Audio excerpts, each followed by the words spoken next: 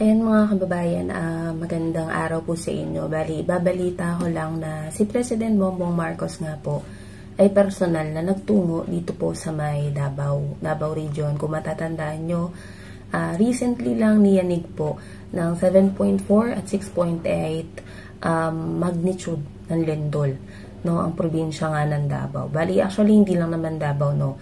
Marami po actually magkakasunod.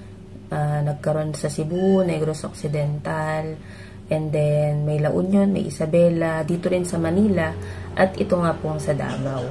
So itong mga kababayan, si PBBM mismo yung personal na nagtungo para kamustahin ang kalagayan ng mga kababayan natin dito sa may evacuation center.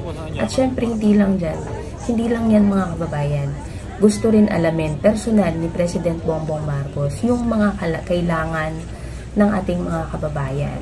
Siyempre, isa na dyan sa grabing pinsala po ay ang infrastruktura.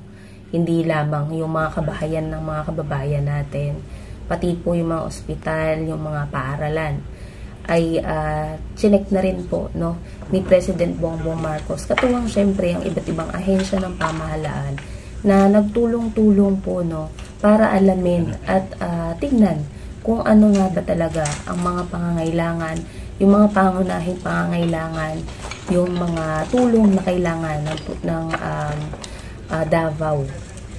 Mga kababayan, sabi no, may nagsasabi kasi na si PBBM daw, hindi daw makakayapak ng Mindanao, ng Davao. No? Pero ito, si PBBM mismo nandun sa Davao, nagtungo sa Davao, para syempre makausap ang ating mga kababayan at syempre makita na kung ano yung sitwasyon at malaman kung ano yung mga pangangailangan nila. Si PBBM po ay totoo sa kanyang mga binanggit, yung mga kumbaga true to his promise na bilang presidente, kasi hindi po presidente si PBBM ng mga loyalista lang.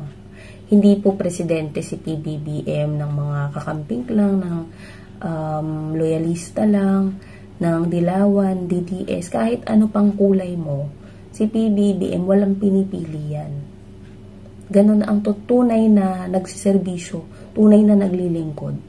Regardless kung ayaw nyo sa kanya, wala siyang pakialam doon. Gagawin niya ang trabaho niya, paglilingkuran niya ang ating mga kababayan. At gagawin niya ang sinumpaan tungkulin niya na maglingkod sa ating mga kababayang Pilipino.